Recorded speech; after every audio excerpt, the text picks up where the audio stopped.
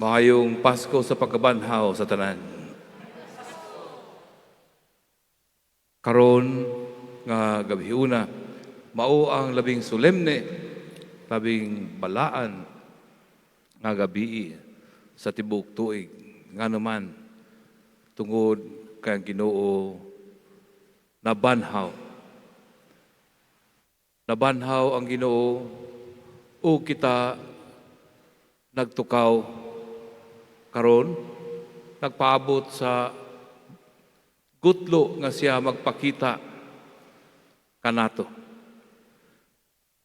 O sa atong mga pagbasa karon, ihatagan kita og inunta nga ideya kung unsa ang kalawom nining maong misteryo sa kamatayon o pagkabanhaw ni Kristo. Kini di ay kabahin sa taas nga sugilanon, taas nga kasaysayan nga nagsugod dito sa sinugdanan gayud sa paghimo sa Dios sa kalibutan. Himo sa Dios ang kalibutan o gihatag niya ang kinabuhi nining maong kalibutan. Apan ang labaw sa tanan, ang labing taas sa iyang binuhat, nga gihatagan niya og taas kayo halang doon nga dignidad. Mao ang tao. Ang tao mao ang kinapungkayan sa mga binuhat sa Dios. Kayang tao lamang ang himo sa Dios sumala sa iyang panagway. Ihimo sa Dios ang tao tungod kay siya nagmahal man sa tao. Bisan pa kung wala pa'y tao, gimahal niya, gidamgo niya nga ang tao nga iyang himuon makabaton sa kinabuhi. Makasinati sa kalipay ni kalibutan dito sa paraiso nga iyang gihimo alang sa unang mga ginikanan. Di ng Diyos nagpanalangin kanila mingon, panaghan kamo.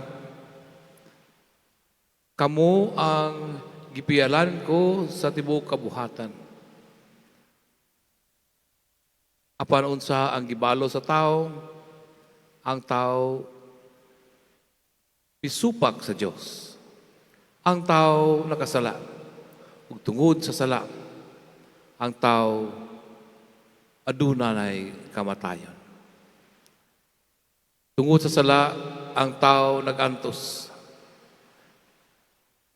Ang sala nahimo ng kabahin sa pagkatao. Nga mahinungdan o kini nagikan diha, nagsumikad diha sa pagkagawas nun sa tao. Tungod kay iyang gipili nga gamiton ang iyang kagawasan sa dili maayo nga paagi. Pusa ang tao nakasala, ang tao adunay kamatayon. Buot sa Dios nga ibalik kini kaputli sa tao. Buot sa Dios nga ibalik ang tao ngadto kaniya, ipahiduol ang tao.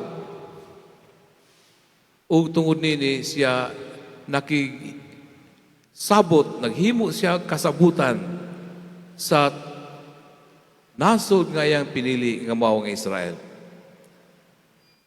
Ipili niya ang Israel aron mamahimo kining dapit din iyang pag-aandamon ang kining maong pagpadala sa iyang anak. Pagkanaog sa Dios gikan sa langit aron iyang matuman ang iyang gisaad nga ang tao luwason niya sa sala o sa kamatayon. Ug sumala sa kasaysayan nga atong nadungog sa mga pagbasa. kini natuman diha ni Kristo. Si Kristo ang anak sa Dios, ang kauban sa Dios, sukad pa sa sinugdanan. Siya nagpakatao, nakiguban sa tao, ug iyang gigakos ang tanan nga tawhanon na kahimtang, lakip na ang kamatayon. Tungod kay buot sa Dios nga makauban pag-usab ang tao dito sa iyang harian. Pinaagi sa iyang anak. Ug ang paagi nini mao lamang ang krus. Dili kini mahitabo kung dili pa moagi sa Jesus sa iyang pagsakripisyo, pag-antos, pagkamatay ug pagkabanhaw. Mao nga ang dalan sa krus mao ang gipili ni Jesus nga mao sab kini ang iyang gihanyag kanato nga ato pagasundon kung kita buot nga makaabot didto sa samahan sa langit. Mao kini ang kasaysayan nga gisaysay nining ato mga pagbasa. O kini mga panghitabo, tinuod na hitabo kini dugay ng panahon. Si Kristo namatay 2000 na kapitin katuig. Nabanhaw siya sa mao gihapon nga panahon. Apan ang sugilanon nagpadayon hangtod karon. Ang sugilanon nagpadayon tungod kay ang Dios nga nagpadayon usab siya sa pagpanglawas kanato tungod kay kita nagpadayon man usab sa atong pagpakasala.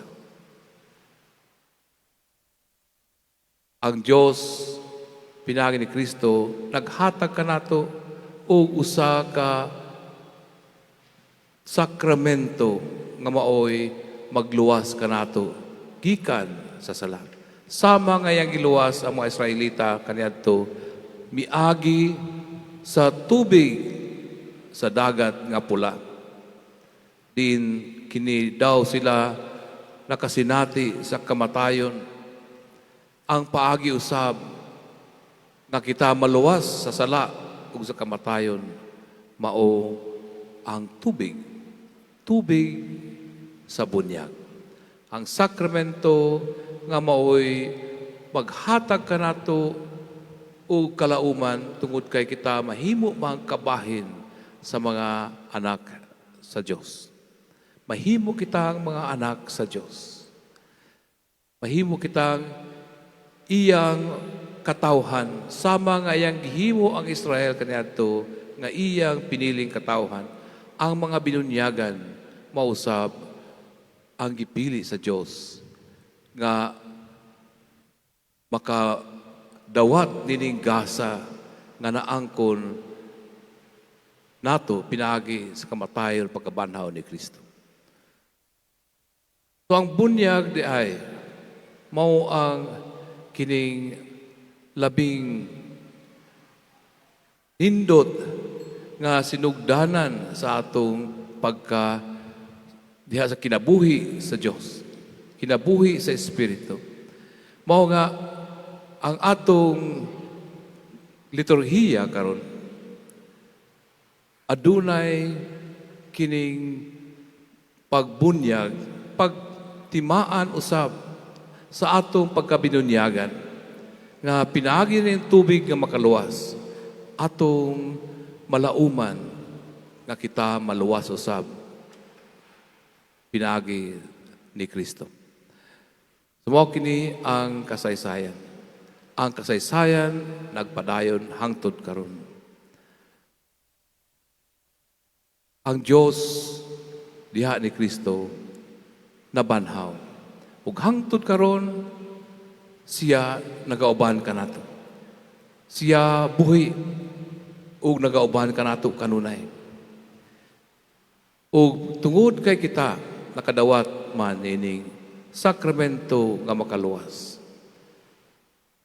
Kita usab makalaom nga maangko nato ang kadaugan batok sa kamatayon. Sato pa, ang kinabuhi nga walay katapusan, uban sa Diyos, maangkon lamang pinaagi sa atong pagkabinunyagan, pinaagi sa kamatayon o pagkabanhaw ni Kristo. Sumaw ka na ang atong gihandom karong gabiuna, ang atong nadawat nga bunyag. Bulahan kita nga mga binunyagan, bulahan kita nga nakadawat kita na grasya. Apan, ang pangutana mao nga ato baghang gihatagan og bili ang atong pagabinunyagan. Aduna ba kahay kabug-aton nga atong gihatag nining maong sakramento? Kita karon gipahinumduman nga binunyagan usa ka bililhon nga gasa. Ug gani sulod nining liturhiya karon adunay ato masaksihan nga mga tao nga mudawat nining sakramento sa bunyag. Buot sila nga ilang maangkon usab kining kinabuhi nga gihatag kanato sa nabanhawng Hesus. Busa nining gabiuna samtang kita nagpasalamat sa Dios sa grasya sa kinabuhing dayon tungod sa pagkabanhaw ni Kristo. Ato usab tang matagan og dako og lawom nga pag-ila ang atong dignidad isip mga binunyagan. Aron kita makaamgo nga kita di ay dili lang basta-basta kita mga anak sa Dios. Usa ka nindot kayo nga kining nabatasan sa mga tao sa Europe din ako na-assign kaniadto. Sa panahon sa bunyag, adunay madawat nila nga kandila. Kandila nga labihan kanindot kayo. Puno kini sa mga decoration, basta nindot kayo ang baptismal candle. Dako kini, dili ka ng gamay. Dako nga kandila. O dunay sudlanan nga di naisulat ang imong ngalan, kanusa ka gibunyagan, kinsa ang pare nga nagbunyag, uban pang mga detalye. O kini tungod kay ang mga tao ito, tungod sa kakaraan sa ilang tradisyon, ilang gitagaan og dako nga bili ang ilang pagkabinunyagan. Gani, daghan kanila ang di magsaulog sa ilang adlaw na tawhan. Sa ulogon panahon nila ang adlaw sa ilang pagbunyag. Gitawag nga name day. O sa panahon nga ang bata nga binunyagan, makadawat din sa mga sakramento, human siya mabunyagan, pananglitan sa First Communion, dalhon kining maong kandila, dagkutan, nagtimaan na kini siya, binunyagan na. Sa panahon nga siya magdawat sa sakramento sa kumpirma, dagkutan na usab ang iyang baptismal candle. Sa panahon nga siya, kung pananglitan magpari siya, dagkutan na usab kining maong kandila. Timaan sa dignidad ngayang nadawat tungod kay siya binunyagan. Sa panahon sa kasal, dagkutan kining maong kandila. O ang katapusang higayon nga dagkutan kining kandila, mao nga kung kining nga tao gihaya na sulod sayang lungon o gidala sa simbahan sa pagsugod sa misa sa funeral mass. Ang pari munaog ug iyang dagkutan kining baptismal candle. Ang kandila dagkutan sa katapusang higayon. Usa ka nindot kaya nga simbolo nga nagtimaan nga kining tawhana ang nabilin kaniya mao lamang ang patay nga lawas, dili na siya mao ang kaniadto. Dili na siya katong tao nga buhi. Patay na siya. Ang nabilin niya ang patayng lawas. Apan kining patayng lawas, kipangga sa Dios. Kay siya binunyagan man. Kining tawhana, dunay halang doon nga dignidad, kay siya binunyagan man. Daunta nga ato usab nga mahatagan og bili ang atong pagkabinunyagan. Ang atong pagsaulog karon sa Easter Vigil karong gabiuna, nagpahinumdom kanato. Ug sulod nining sa misa, kitang tanan nga mga binunyagan magbag-o sa atong panumpa sa bunyag. Nga kita mutuo sa Dios nga Amahan, Dios nga Anak, Dios Espiritu Santo, ug atong isalikway ang paghaylo sa dautan, ug atong sundon ang mga lakang ni Kristo nga mao magdala kanato sa kinabuhi nga dayon. Hinaot man ta.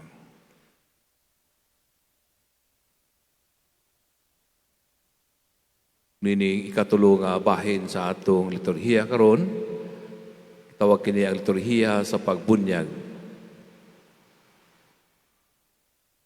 Palihog manindog, mga hinigugma diha ni Kristo, samtang atong mga igsuon, muduol sa mga tubig sa pagkatao, sa pag-usap, tabangan nato sila, pinaagi sa atong mga pagampo, hangyo nato ang Dios, ang Amahan o kagahom, paghatag kanila kalig-on pinaagi sa iyang kaluoy o gugma. Akong giawhag katong buot mudawat sa sakramento sa bunyag nga muduol dinhi sa altar.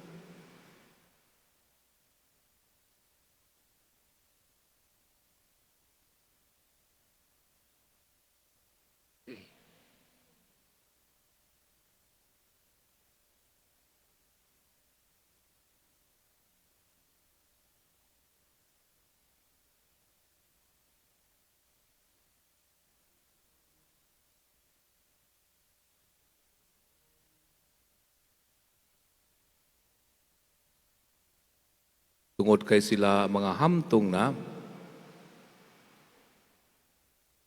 human sa ilang bunyag, ilang madawat usab ang sakramento sa pagkumpirma.